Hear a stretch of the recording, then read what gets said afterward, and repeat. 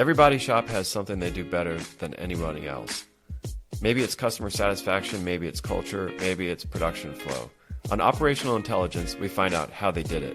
Each episode, I sit down with one shop owner who's cracked the code on a defining element of their business, and we go deep. Why they chose to focus on it, what they tried that didn't work, how they refined it, and how it's changed everything since. This isn't another roundtable about the industry.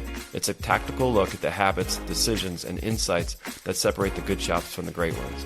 Operational Intelligence. One shop, one solution, how they crack the code. Welcome to Operational Intelligence, the only podcast in the collision industry that's laser focused on solutions, innovation, and making your work easier. I'm your co-host Morgan, and every episode we'll talk with body shop owners, operators, and industry experts who are doing things differently and share how you can bring their ideas to life in your own business. But before we dive into those interviews, we wanted to start with the why behind this show. So today, I'm turning the mic around and interviewing our resident collision expert and co-host, Tom. Tom spent over 15 years working with shops all across the country, helping them streamline operations, embrace technology, and unlock new levels of performance. He's built companies, sold them, and now he's leading the charge at Hero Group, developing purpose-built tools to bring AI and automation directly into the hands of collision repair professionals. Tom, welcome to your own show. Thanks for having me. Well, let's kick things off with the big picture. What is Operational Intelligence all about, and why did you want to create this podcast to begin with? This was an idea that I've had for a very long time. As you know, I had my own marketing agency, and I had it for a very long time. But honestly, I think talking about marketing stuff is kind of boring. It's really, you're kind of limited. You're talking about ads and websites and SEO, and to me, that just wasn't enough to talk about to have a podcast. But I always wanted to do one. So I had this idea about, as I would get on sales calls with shop owners, we would talk for a few minutes about marketing and their marketing challenges and what my agency could do for them. But then the conversation would veer. Sometimes these conversations would go on 4 or 5 hours. We would talk about the industry. We would talk about their shop. We would talk about how they got into the shop. And they were almost like mini podcast episodes. And what I would often take away from, or even after I went and visited shops, because I've been into literally across the country hundreds of shops at this point over 15 years, I always saw something that one shop owner did differently than another one that I thought maybe was better than what I had seen. Something that a particular owner focused on or was passionate about or just was really skilled at, and it could be anything like, culture or how the front office operates or, how they're blueprinting vehicles, you name it. But just something that they did that was different than other people after I'd, gone on tours of shops. And I thought, what a great idea to showcase that, to highlight that, and to turn it into an actual podcast. So, as I've transitioned away from the marketing agency side of things and we've launched Hero Group, it just seemed like the right thing to do now to launch this. There's a lot of podcasts out there. Most of them are kind of just general industry, collision industry. They'll talk about collision industry things.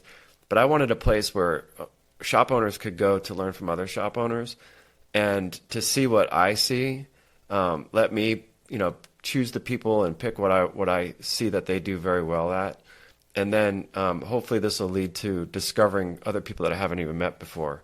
So that's the goal. I've heard you say before that this show is for body shops by people who get body shops. So what kind of conversations do you expect to have here?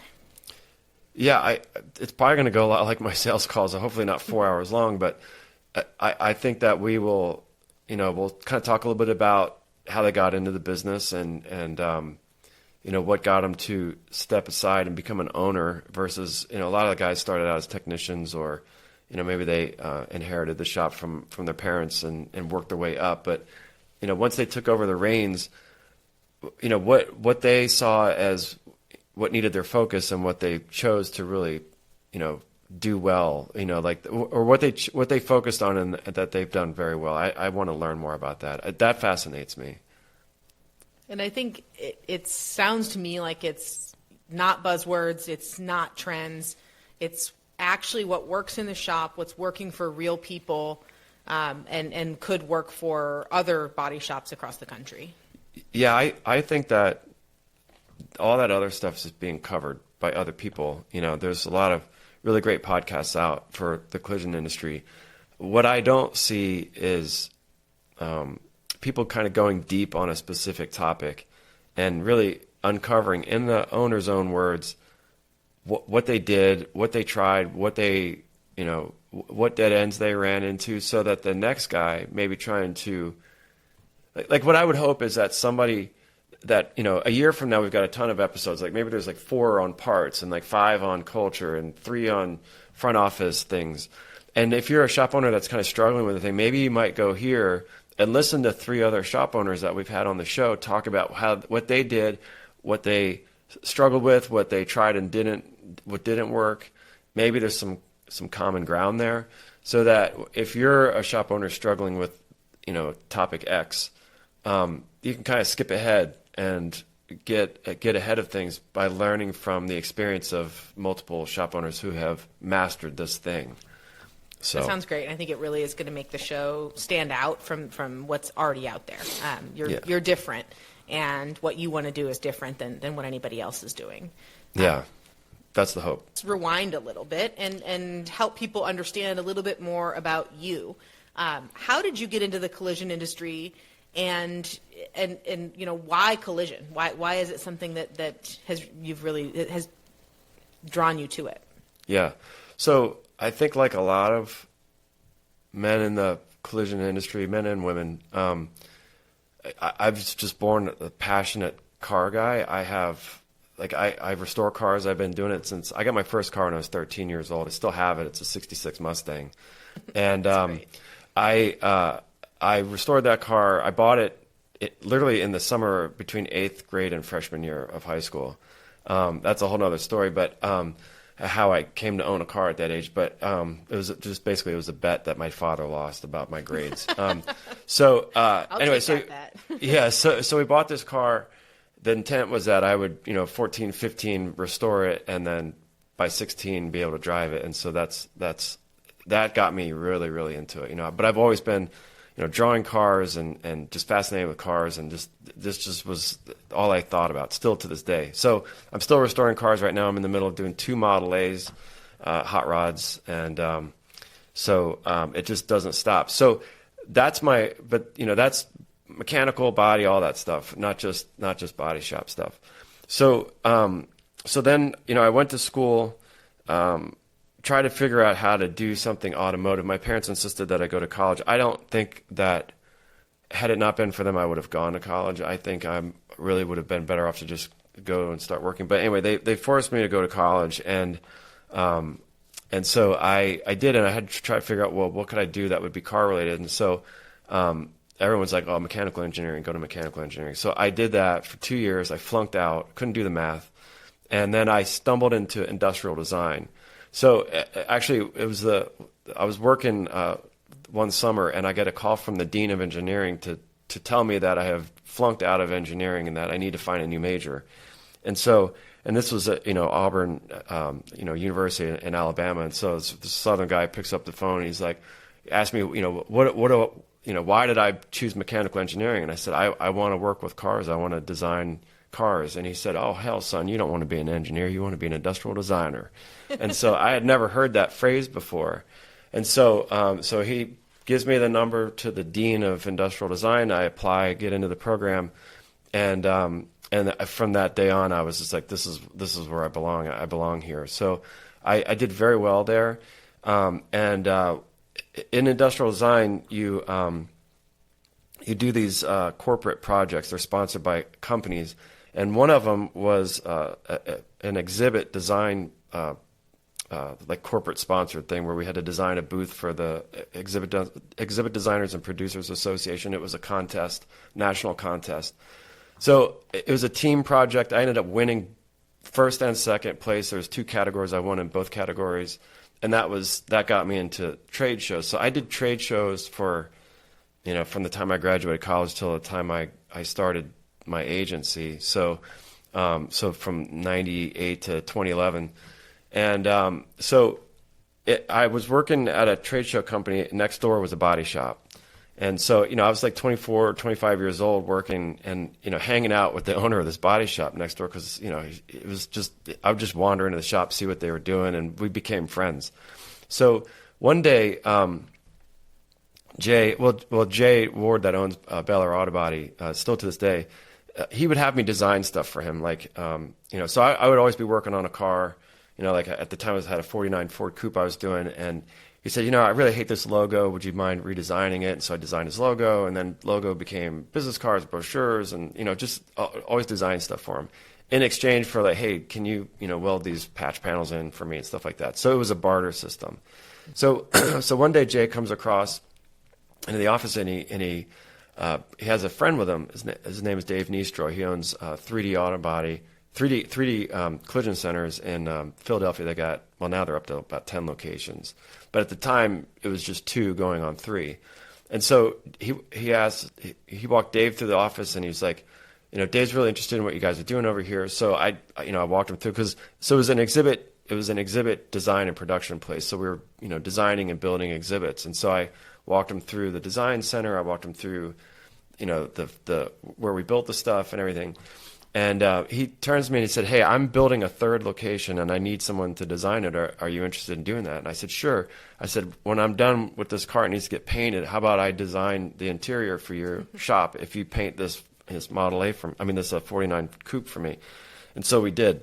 And I designed that office and then the next 3.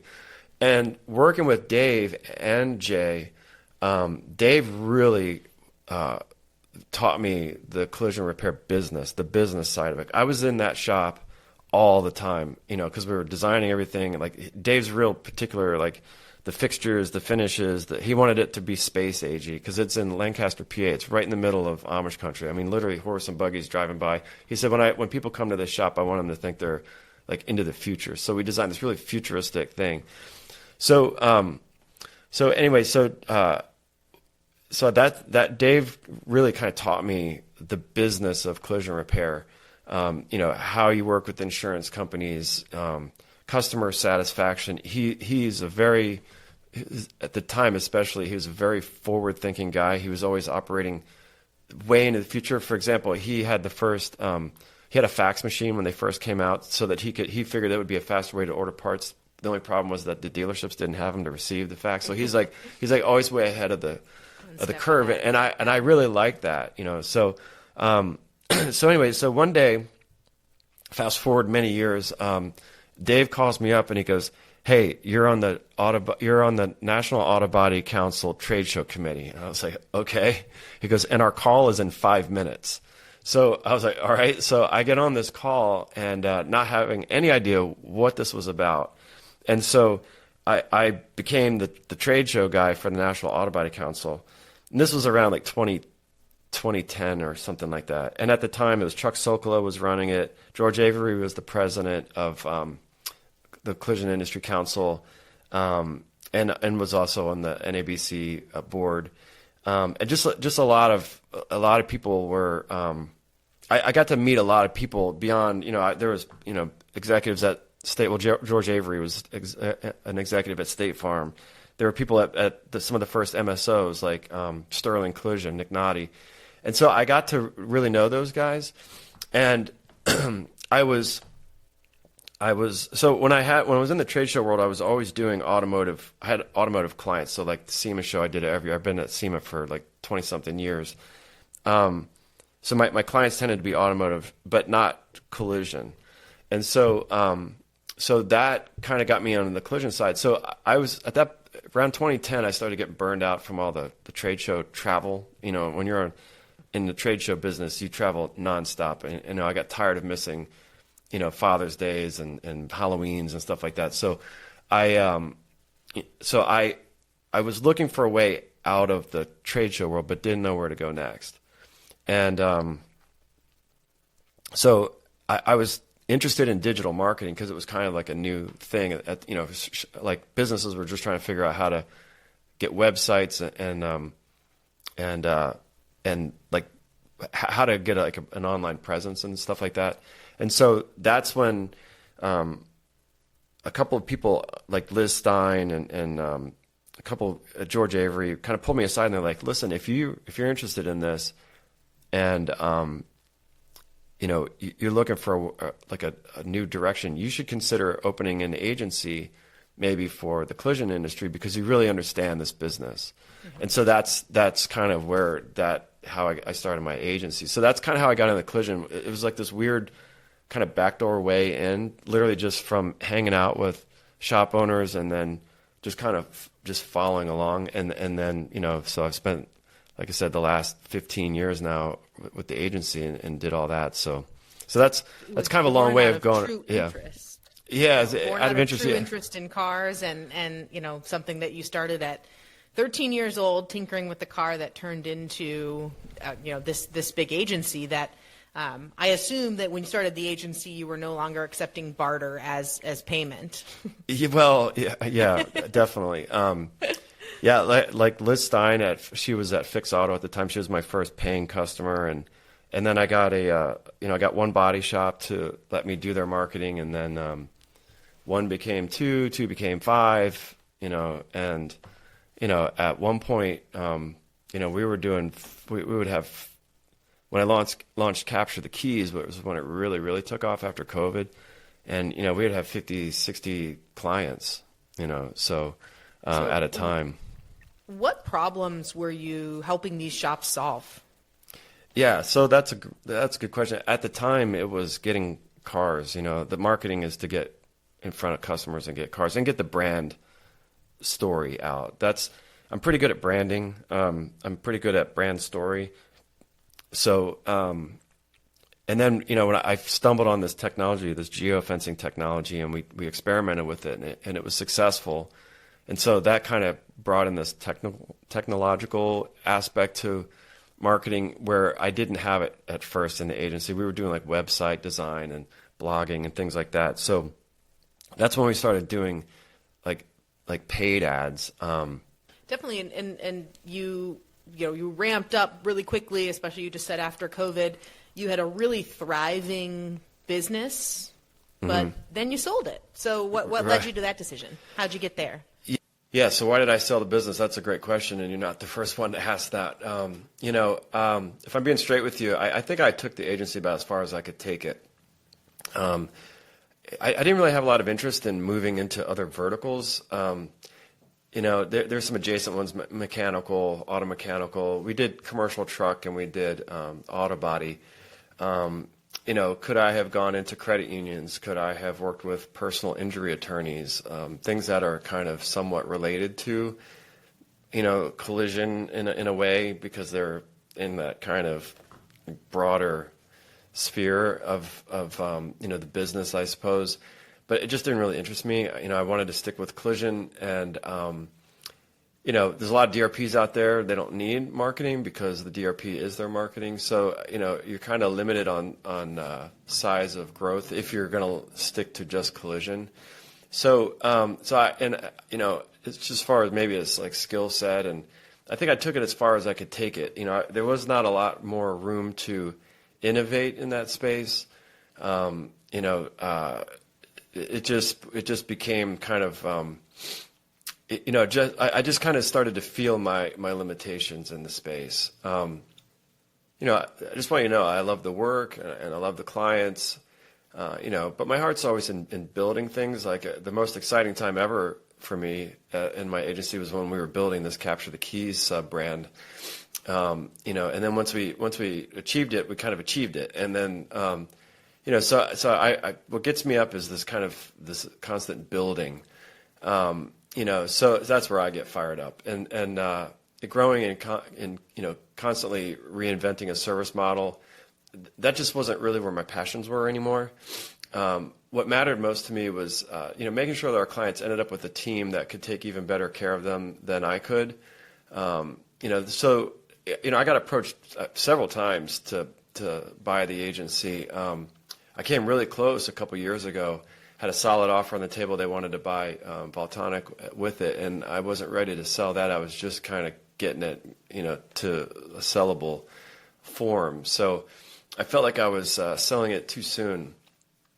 And so I backed out of that deal. But, people come along and I had a lot of people inquire about the agency, and I always took a call. You never know, what's on the other end of this. And then finally, the right guy appeared at the right time, and he had a great vision. He was a tech guy, so he was a tech guy that was kind of getting burned out on the tech side of things and wanted to get in the agency side of things and the service business. So it was kind of a good transition. He had the right vision for the company, and he had the right background, I think, to grow it and to add the kinds of things that, it's kind of interesting, when you sell a business and you see the new owner come in, the stuff that they change, it's just like, God, why didn't I think of that, right? And so the kinds of things that he thought about, he was telling me prior to the sale, in the negotiation phase, and I thought, this guy's the right guy to take this company to the next level. The name Stratosphere, the whole idea is that it's, always aiming high, right? And so, so he was the right guy. He embraced that whole stratosphere, kind of mindset. And so, so that's why I sold it to him. So, I still believe shops need great marketing partners, especially now. And, and I'm really glad that they'll have that. But I want to circle back really quick to the product side, because that's where this journey really shifted for me. This was kind of the thing that really, started making me take seriously the idea of selling the company. To me, it sounds like you've got this, real passion for cars developed, starting as probably when you were a toddler and playing with, little toy cars, and then, enhanced at 13 when you bought your first car. But you're combining it with this real strong desire to help body shops and help body shop owners. So you're not just building software products that work for you. You're taking into account these pain points that these shop owners have and actually taking the feedback. I mean, to me, the one thing that you just said about, you'd show it to somebody and they'd say, well, what about this? This is a problem. And you go and solve that problem for them too. To me, it's this whole, you are trying to give these shop owners the superpowers that they need to solve the problems that they have. And so you're not just building software, but you are listening to the shop owners. You are, going into their shops and hearing what their problems are and really trying to build something that has a lasting impact and really honestly makes their lives better, helps them make more money, but also makes their lives better too. Yeah. So I'm passionate about that. So, for those that don't know what industrial design is, industrial designers are the guy that it sits between the middle between art and engineering. So like any product, like I'm holding, if you're listening, but I'm holding up in the camera like a remote control. Like this was designed by an industrial designer, my cell phone by an industrial designer, my laptop, an industrial designer. So what you learn in design is some of the first classes you take are like human factors, like how the body works and how it changes over time, and I have to use readers now because I'm in my 50s and my eyes aren't as good as they used to be. Like you learn about that kind of stuff, and so industrial design is about solving people problems, solving technical challenges for people, right? So you have engineering and people and then there's like the prettiness of it, this shade of blue and this rounded shape and all that stuff. But at the heart of it, it's, they say form follows function. It's about studying the needs of the person, how they're going to interact with this product, and how they're going to get this thing that they need done, right? Changing channels or making a phone call or whatever. So the designing software scratches that itch for me in a way that marketing agency never did. And so I have, like, all my friends are body shop owners, and I just gravitate towards those guys, right? And so I have friends that tell me all the time about their challenges that they have in their shop. I have this design background. I now have a whole development team. And it's honestly one of the coolest things in the world to build something that helps my friends out. And AI is just blowing the doors open on what's possible now. It's cut development time dramatically. to give you an example, Valtonic took us 4 years to build, and I had teams, in multiple countries, and some working on the app, some working on this piece of it, some working on this piece of it. Today, with what our team knows and all the AI tools we're using, we could build that same platform probably in about 6 months. While that doesn't help us retroactively, it means everything for the new tools that we're putting out. I've got one developer that's cranking out an entire solution in about 2 months' time. And that's called Reclaimer. So whether it's Reclaimer or tools for cycle time or for repair planning, we can bring incredibly powerful tools to the market in just months, not years. So if we stumble across the idea, the old way of doing software is kind of out the door with some of the AI development. We can, I can call a bunch of shops, kind of get a sense of what the thing needs to do. We can put together a quick model of it and let people start testing it out and then get it into the market, which is kind of the path that we're taking now. And because development is so much faster now, we can build solutions for very specific parts of the industry too, which that really excites me as well. Where there's nothing today. Like, for example, we're looking at PDR and glass companies and ADAS, management system for ADAS centers.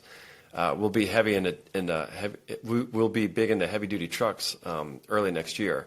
And so that brings me to Hero Group. Hero Group, you founded it.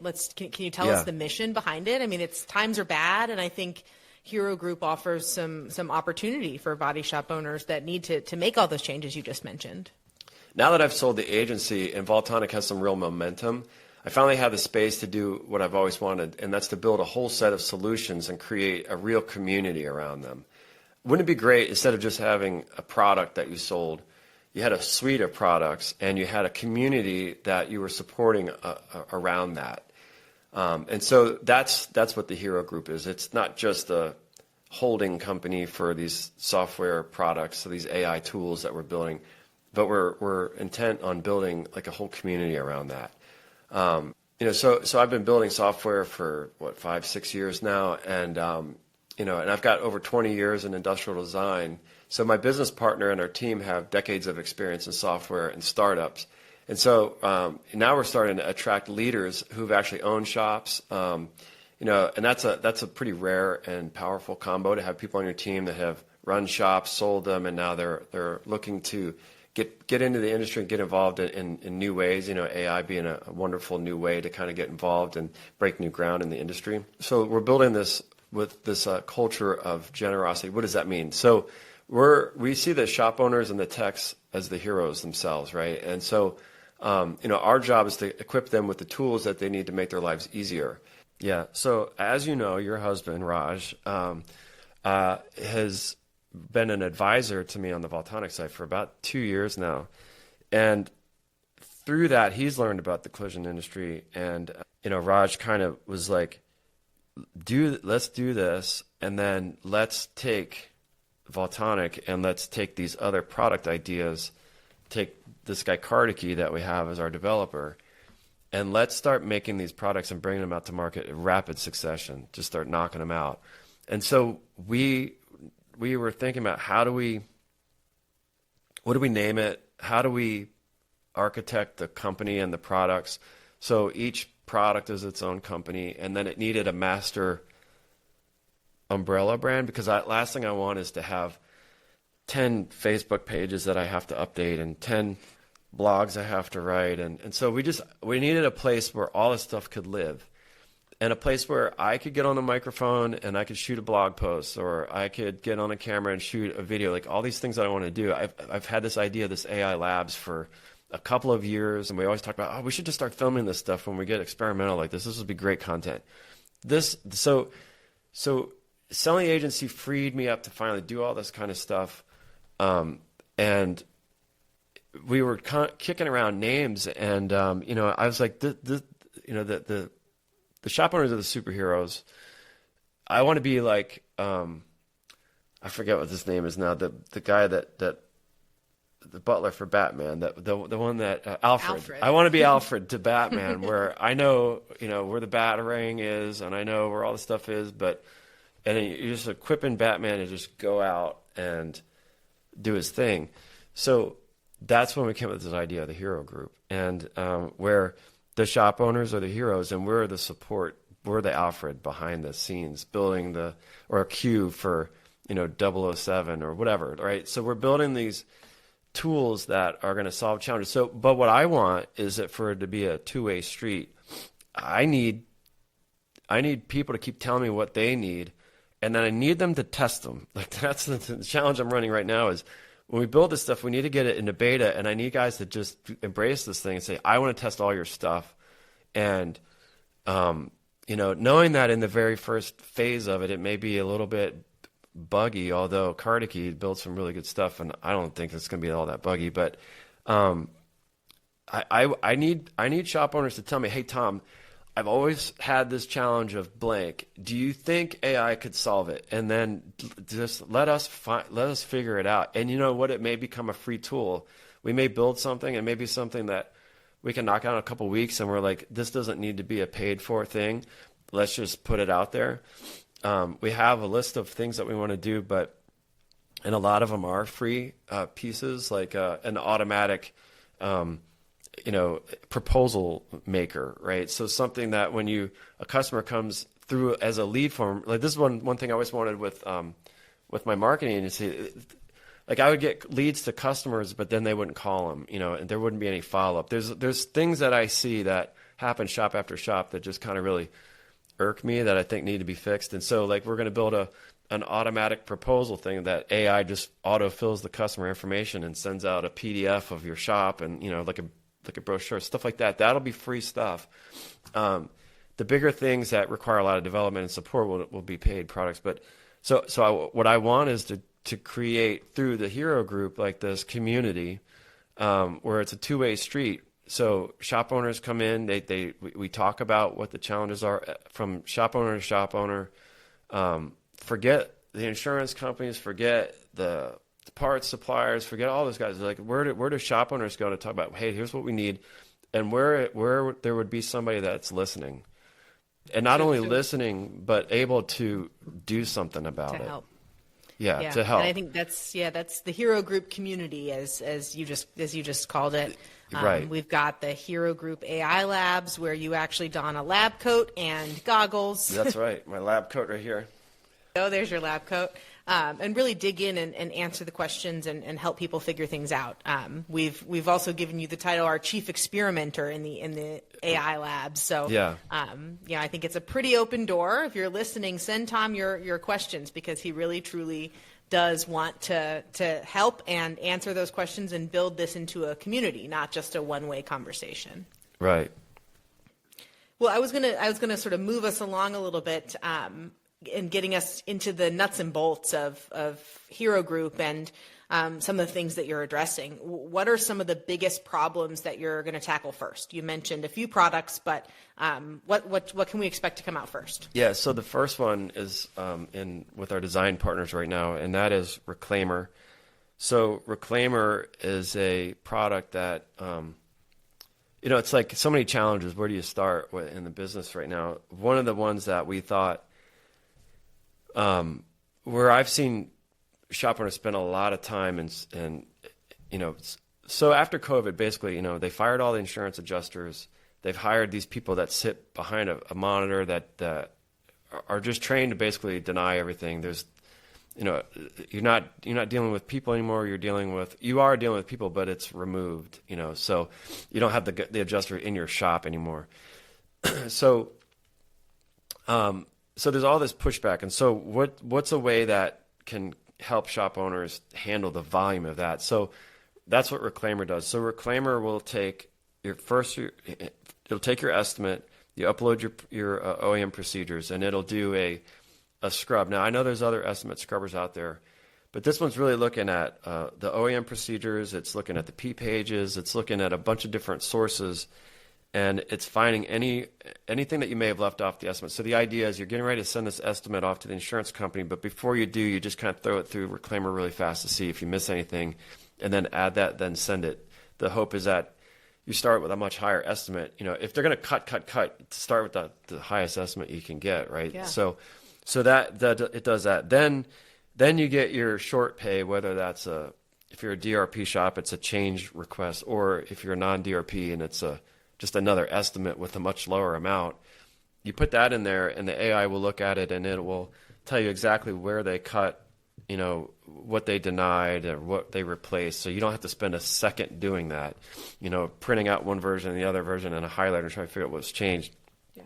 And then it immediately starts to write rebuttals like, no, it has to be done this way. The manufacturer says this. And so it writes all that stuff. So you just copy paste that in an email or in a supplement, you just put it in as a line item. And then there's other things that it'll do. Like it's going to create that PDF, those sales tools. So you get that lead in, it generates a PDF automatically to them. It will take your estimate and explain it in plain English. So you're not just handing some gobbledygook estimate over and things like that. So there's some tools around that. But that's the basics of Reclaimer. That sounds like a game changer for a body shop to me. And I think the one question I have for you here is a lot of shop owners might still feel like AI is this mysterious black box. Reclaimer helps. Reclaimer has a very clear value proposition for them, but they might not quite understand how the AI is going to work there, and it might just feel really mysterious to them. What do you say to those body shop owners that just feel a little intimidated by the idea that AI might do some of this work for them? Yeah, so I say give it a shot. Try it and see. But it's a controlled model. It's not just pulling from like Chat GPT's whatever knowledge base. It's a knowledge base that we built for it. So it's looking at industry specific things. It's a black box, but it's not a black box. It's a box that they already are aware of. It's pulling from the same thing they're doing. It's just doing it for them. So we put some real tight controls on it, so it won't hallucinate. It won't do this and that. And then, even if you're using AI yourself, we found that you have to run it multiple times, and so it's auto running the queries multiple times, and there's a lot going on in the back end. It'll feel very seamless and quick, but it's a lot that's deep research that's doing on the back end. So what I would say is don't knock it till you try it. Try it. Yeah. We're gonna make it free to try, so there would be no reason why you can't try it.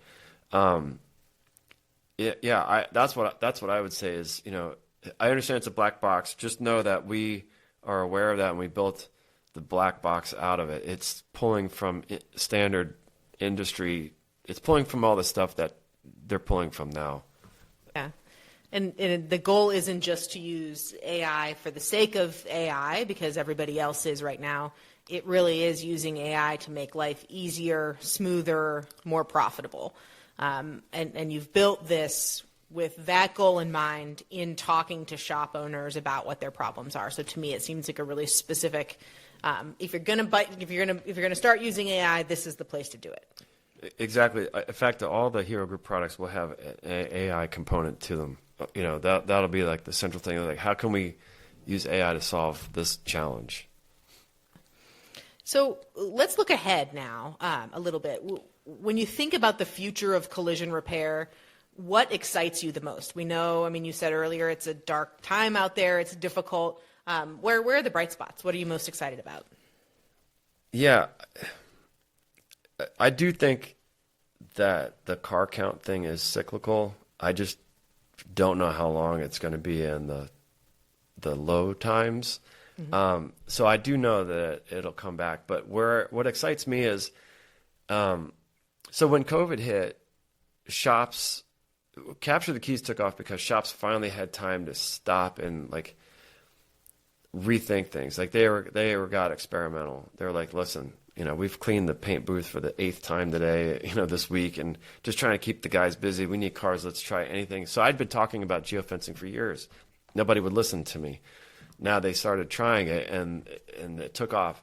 So what excites me is that maybe this is kind of a pause or a reset or a moment where the industry starts to say, hey, this is not sustainable. We need to find better ways of doing things. One thing that may come across as kind of a negative, but it's a human nature thing. We tend to stick to the things that we know work, right? So when the collision industry is going gangbusters, there's not as willingness to try things, to get experimental, at least at scale, like where a lot of people are. You always have your forward thinking, like the Dave Neestroys. You have the people that are going to try anything new just because it's new. There's not a big chunk of them in the collision industry, as far as owners. It's a lot of, there's a lot of 20 groups and a lot of group meetings, and so everyone tends to do what everyone else is doing. So I think that this moment in the collision business, for those that want to survive it, I think that they will hopefully take this opportunity to challenge their thinking about how things have always been and be open to how things could be and trying things, and then embracing technology, because the headcount pressure of all this front office staff is not going to be sustainable. So there will be they'll be forced to try to figure out how to do more with less. And so the way you do more with less, in my opinion, is you use technology, but not just any technology, because, like I said, the technology and the softwares we're comfortable with and know still requires people to do it all. This technology, this AI technology, is one where it equals people if it's built right, and it works all the time, and it's 24/7. And so, what excites me maybe is the industry kind of maybe going through a change moment and coming out on the other end leaner and meaner, and embracing technology in ways that they hadn't, and understanding that, look, the cars are changing. They're super technological. How you fix them has changed, and the technician of today has to be a lot more technical. The shop of today has to be more technological. And and what excites me, though, at the end of the day, is maybe being the company that delivers all that, And you've got the products, the AI-based products that are going to help these body shop owners. You've also launched the Hero Group's AI Labs. And here we're talking on a podcast, so we've got operational intelligence here. What role do you see operational intelligence playing in the future, and in just your goals for Hero Group and for Hero Group community? Yeah, I would like operational intelligence, the podcast, to be a way to showcase the heroes to the industry. The other podcasts out there, they do get guests on, and they talk about the industry stuff. I want to make what they do really well shine. We all have that talent. We all have that thing that we do better than everybody else. I don't know. That's what fascinates me. Like, if I'm going to get on here and put all the effort into doing a podcast, it needs to be something that I want to do and talk about. And so to me, it's, I'll give you some examples. I have one of my clients from my marketing agency has been in business since, I don't know, late 80s, and they've never gotten less than a 5-star review. Like, how amazing is that? Like, how do you do that? I want to know. I want to drill down into that. I've seen shops that have some of the best culture that I have ever seen, where the owner could probably leave for 6 months and go to Europe, and the thing will still keep running the way as if they were right there. Like, how did you get there? How did you do that? So that's what I hope the Hero Group uncovers, those kinds of things, starts those conversations, and just becomes a place where you can escape the negativity and the sky is falling ism that happens right now in the collision business, and just focus on what's working, lean into that, and just have the conversation about, okay, well, this is working, but how can we make it better? Hey, Tom, how could maybe technology make this better for us? And that's what I would hope is that, 6 months, 12 months from now, there's more of this kind of stuff. Like, there's, a lot more stories being told. A lot of, there's always, there's always the thing, like a great story well told, right? That's, kind of the recipe for like a blockbuster movie is a great story well told. I want to do that. So that's what I hope. I hope that we can actually build a community. I hope that we can, find people that will, that are looking for a different way, that are interested in experimenting and changing and trying things and talking about it. That's the hope. That's great. So you're looking for the heroes in the industry, right? And you're going to shine a light on the good news and the good solutions that people are making. And I think, to me, that is the critical part of this podcast, and I think will make it really interesting to listen to. Yeah, that's my hope. Thanks for letting me turn the mic around on you to kick off Operational Intelligence. To everyone listening, this is just the beginning. Every other week, Tom will sit down with shop owners and industry leaders who found their own superpowers and break down how you can bring those same ideas into your shop.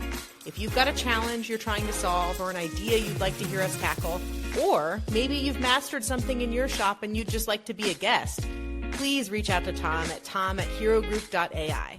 Until next time, keep finding those solutions, and we'll see you in the next episode of Operational Intelligence. Thanks, everybody.